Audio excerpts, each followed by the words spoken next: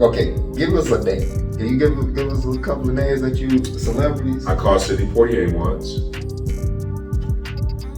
I called Diana Ross once. Really? Yeah, but they came back on the phone and they said she doesn't know who you are, and they disconnected the phone. And I ended up meeting her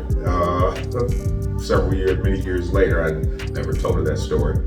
This is the first time I'm telling this story. Wow. So I would call people that I would see on TV and in movies and stuff, and I would call them because I wanted to talk to them. I love it.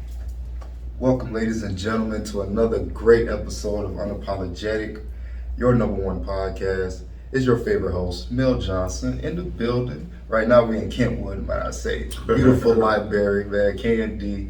I'm here with a very special guest. I want you to welcome him with open arms. Y'all already know who it is, man. He's a legend in my book, and we can't wait to hear the gems that he has to give us today. Can you welcome Mr. Jon Covington, please? And also, I gotta get out, shout out to my sponsor. Y'all know it, Miss Kaya Thornton Hunter at the US Café, 2300 Maffet, right in Muskegon Heights, Michigan, 49444. It's no excuse you already get. Y'all got the address now, get there. You know, beautiful scenery, great coffee, beautiful bistro, loving people, and great way to network and build yourself as well as your brand, I feel like. So make sure you stop at the US Cafe.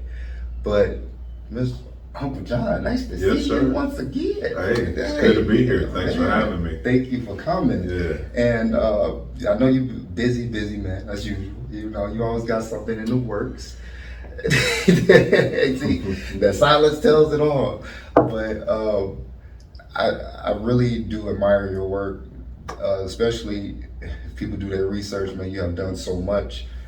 You have started a radio station, well, helped co-founded, should I say, 907.3? 97.3. So, and then you're an author, producer, and the first day I met you, you showed your talents. Like the very first day I met you. That was a long time ago. But for I was probably faking it. It's like I do now. But it's passion. It was true passion. Yeah. And the first question I have to ask is, what are you so passionate about? What makes you get up in the morning and start your day? I think I'm just passionate really about life.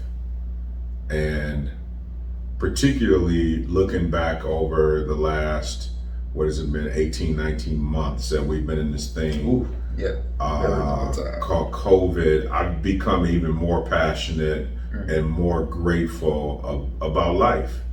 And life doesn't have to be like, I could have not woken up this morning. You know? That's true.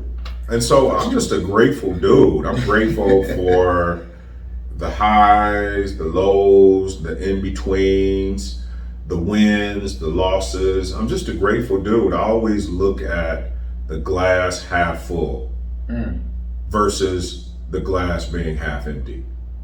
Okay. Yeah. So I'm passionate about I'm passionate about life. Oh man. And yeah, it shows, especially in your work and your creativity over the years, and especially when your face is so many different things. For example, they're like, why don't the dude make up his mind? He all over the place. Right. What is he doing? What is he doing now? It's like you're working on an event that's going to help young Black professional men see themselves and project themselves as what they should be. And that is, when I read it, is in LA, correct? Yes. Or something like that? Yes. Okay. How did you come up with something like that, and how is that going to be transferring to this side of the States? That's a good question. Well, it's Mokiti. It doesn't look like that's how it's pronounced. Yeah, I just pronounced it that way because I was trying to be fancy. Really, I was just trying to be fancy. But it's MOCITI, and that's an acronym for Men of Color in the Industry. Okay. And so it's Mociti, Okay. and I just got fancy with it. I like it because I said Mokiti. People are like, there's no K in there. There's no, how's the C? I just decided to do that. But anyway, and the industry is entertainment, men of color in the industry of entertainment. And I came up with that because there was nothing anywhere in the country that spoke to men of color, men who look like me, in any large realm doing something to benefit their community. And so you got actors and writers and producers and directors and agents and composers and animators and models and so on, that all work in these little silos, right? Right. And I'm like, what if we created something where everybody knew everybody and everybody knew what everybody else was doing? And so one of the first things that we did was we adopted a school in South Central LA. Wow. MLK Elementary School in Really? South Central LA. Okay. Yeah, that's the first thing that we did. So you got all these creatives, you got all these guys, all these brothers coming together every single week, every week, coming to a school to make a difference. And I remember the first time that we showed up, probably about 50 of us, the first time that we showed up, the administrators and the teachers and educators were literally sobbing because they had never, some of them had been in education for decades, and had never seen that particular image. And that just inspired the people. And wow, that's crazy. Yeah, so that's why I created it, was to be a difference. Like if we're just running around sucking up space and not doing something to make the space that we're in better. Yes. I mean, I don't judge people who choose not to do something in their community, but that's not what I'm about. Right. Yeah, I'm about doing something. But it seems like the work that you're doing, especially in that particular predicament, is like getting the people in the community like a choice. Like you have a choice to do this. You gotta get out of that stereotypical mindset of, oh man, I'm not gonna do it because nobody else ain't doing it. So it's like you're trying to get people to rethink and recalibrate their own mindset. Well, I guess I can be pretty persuasive. So I think it's more of calling brothers up and saying, yo, this is what I think that we need to do. And I think most of the time brothers are really receptive. Honestly, and they're just like, yeah, I'm there. Yeah. What can we do? What do I need to do? As a matter of fact, in Muskegon, my brother Will Roberson Sr. and I came up with a program to assist our young brothers who are headed off to college or who are in school currently. And so we're putting a fund together where they can take from that fund while they are away in school. In school. Okay. Yeah. That's cool. Yeah, fellas from Muskegon. Yeah, I would fellas love in to have school. that. Man, because, sometimes, and we should have that up and running within the next month or so. Oh, wow. And all we ask is that they maintain a C average in school. So we're putting that together and putting the final touches on that. But that's cool. And we're going to bring other brothers into the fold. But we want to help take care of our own even after they've left high school. Right. Because those could be potential like doctors and lawyers that could potential everything. Yeah. Potential everything. And the same goes for trades. Yeah. For maybe he's away in barber school, maybe whatever the case may be. And when you're in school or if you've been away, you know that sometimes $50 makes a world of difference. Sometimes $25 makes a world of difference, right? So yes, been there. Yeah, it can literally make the world of difference. And what we found is that oftentimes people go away to school, and this goes for people who are in school locally as well, or getting a trade locally. Anybody who fits that criteria that I mentioned. But oftentimes people give up in the first year. Yeah. because of small things. That if they could just get beyond or get over that little hump, Right, they would right. be encouraged to hang on a little longer. So you're this is that little push, that little guidance to help those who are in that little predicament. We haven't even named it yet. Really? No, we haven't even named it yet. So Wow.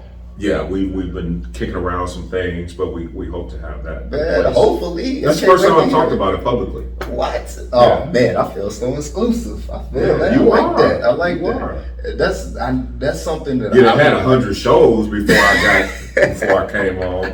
But I digress. It'll be nice for the camera. Hey, I love it. I love it. Yeah. I love it. But that man, okay. How far is this? Are you planning on taking this? You and Mr. Rose? And others. Others don't know about it yet, but Mr. Roberson, he's my partner in this.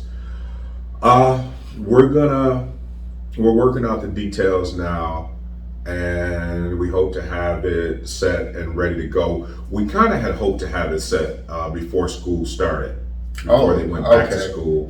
But I think it'll be welcomed a month or two down the road. Most so definitely. I don't know what it looks like in totality. I think some of that we're going to be creating as we go, and depending on the need, depending on the involvement. That's nice. From Nice. others. So, what else are you planning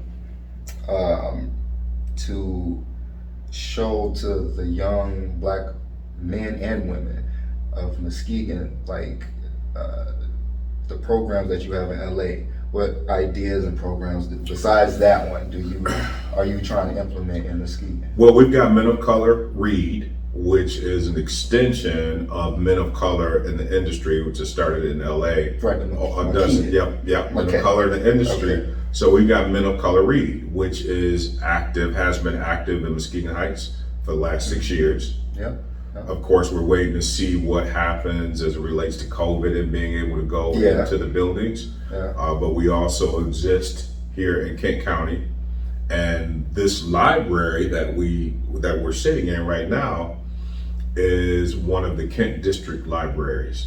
Kent District Library has several libraries around the county of Kent. This is one of them that you and I are sitting in, and they happen to be one of my partners with Men of Color Read. Wow. Kent County. So we got Men of Color Read. Never do that, Yeah, you thought you wanted to be here and just. Hey, I love it. But I did. Yeah. But it's a beautiful space. Yes, it's beautiful. Beautiful space. I love the paintings and stuff. Yeah, so they're one of our partners in Men of Color Read, Kent County. So we got Men of Color Read, Muskegon County, Men of Color Read, Kent County. Right. And what Men of Color Read is, it's all about helping to eradicate functional illiteracy. So and what that means is you got the guy who reads almost well enough to get by. Okay. Get by. And the majority of our prison inmates, the majority of our kids in the juvenile detention system, are functionally illiterate. Because they're not getting that hands-on or the information education that's needed. Well, when you're struggling with literacy, it just makes life harder than life has to be. That's true. Yes. And so we're working to hopefully help eradicate that. So that's an extension to answer your question of Men of Color in the Industry. Wow. I mean, you try to touch the gates. I like that. You try to get all the way up top. It's like the senator is calling you about a situation. I'm speaking into existence, ladies and gentlemen, because that's something that I feel like that can be used in every part of the planet. Oh, absolutely. Every part of the planet. I wish it weren't needed in every part of the planet. I wish that we didn't have a functional illiteracy problem. I have a friend of mine who is a pretty well-known entertainer, and he tells a story about struggling to read, and when he was in high school, I think it was high school or middle school, and the teacher called on him to read, and the teacher said to him, and I may be getting it mixed up, but the teacher said to him something along the lines of, called his name and then said, "You can't read, can you?" In front of everybody, in front of all of the students. And in front of all of the kids. He remembers it like it was yesterday, and that happened 30 years ago. Wow. And he talked about the shame that he's carried because and of not that being situation. able to read. Wow. All these years. And then I talked to another brother, star athlete, a few years back. I won't mention the community or the school or any of that stuff, but he sent me a message and said that his reading is almost equivalent to third grade, and this is a grown man. Wow. Yeah. Yeah. So it's a problem. Yeah. It's a problem. We do know that when we were brought to the 13 colonies before it was America, we do know that they were dead set against us learning to read. Oh yeah. History doesn't lie. Yeah, we do know that. That's a fact. That they didn't want us Yeah. to be able to read because they just wanted us to be nothing but slaves. That's true. But that's a whole nother He show. touching hard, y'all. God. Yeah. Uncle John, I feel you though. So it's a problem, and it's a problem in the urban core. Yes. Yeah. I agree with that. So besides, being a program creator of that magnitude, would you call yourself a producer? Yes. What have you produced that's out already that you're, happy about, that you're proud of? Most recently, I think that people may be familiar with is a documentary titled Black Man, which I interview Black men ages 21 to 91 here in West Michigan about their loves, their losses, their longings, their lives, their America. And so it's a roller coaster. It's a roller coaster of emotions and rawness. And the late Bishop Wells, Nathaniel Wells of Holy Trinity Institutional Church of God in Christ, he's kind of the glue throughout the documentary. And he succumbed, of course, to COVID. Didn't know that it was COVID. I don't think at that time initially, but he's in it. There are a lot of other amazing brothers in it that I'm sure people watching this. Will Roberson Sr. He's in it, and he talks about being in a relationship and going off to war, and this woman has a kid, and he hadn't seen the kid since the kid was a very little boy.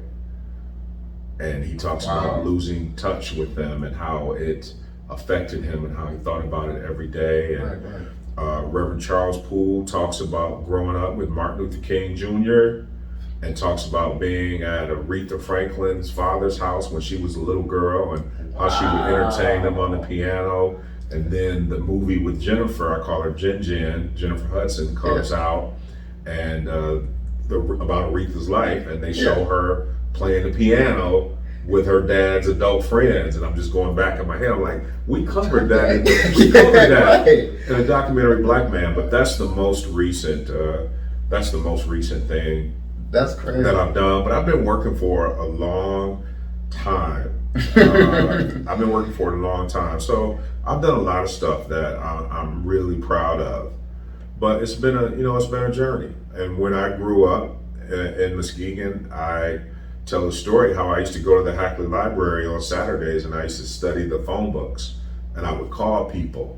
Study the phone books. He had been wondering what? Can you elaborate? Well, back then we didn't have cell phones, of course, and if you wanted a Los Angeles phone number or a New York phone number or Chicago, libraries kept the phone books. They would be like LA's phone book was like this big. Wow. And so I used to comb through the phone books, look up different numbers. I would go to what we call the yellow pages. Right. And I would look up agents and theatrical stuff, and I write would it call down, them. like- Yeah, I write it down. I would call them. I would say, "Hey, my name is John. I'm 12 years old, and I want to be in Hollywood. What do I need to do?" And I would call celebrities. Crazy. I would call celebrities whose numbers weren't listed, but at that time, you could dial 0 on the phone. And you could call, if you had the name of a person, you could call the operator and tell them that it was an emergency and you needed to speak with them. A loophole. And the operator would call them, because the operator had their number. Mm-hmm. The operator would call them and say, you couldn't hear that part of the conversation, but the operator would call them and say, "Yeah, I've got a kid on the phone named Jon Covington, and he says he needs to talk to you. It's an emergency." And people like who? Okay, give us a name. Can you give us a couple of names that you celebrities? I called Sidney Poitier once. Yeah, I called Diana Ross once. Really? Yeah, but they came back on the phone and they said she doesn't know who you are, and they disconnected the phone. And I ended up meeting her many years later. I never told her that story. This is the first time I'm telling this story. Wow. So I would call people that I would see on TV and in movies and stuff, and I would call them because I wanted to talk to them. I love it. So one time, my father, Oric Evans, rest in peace. One time, the operator had made our phone line where it was not usable until they talked to a parent. Are you Because serious? I had been busy calling people and they realized I was just a kid.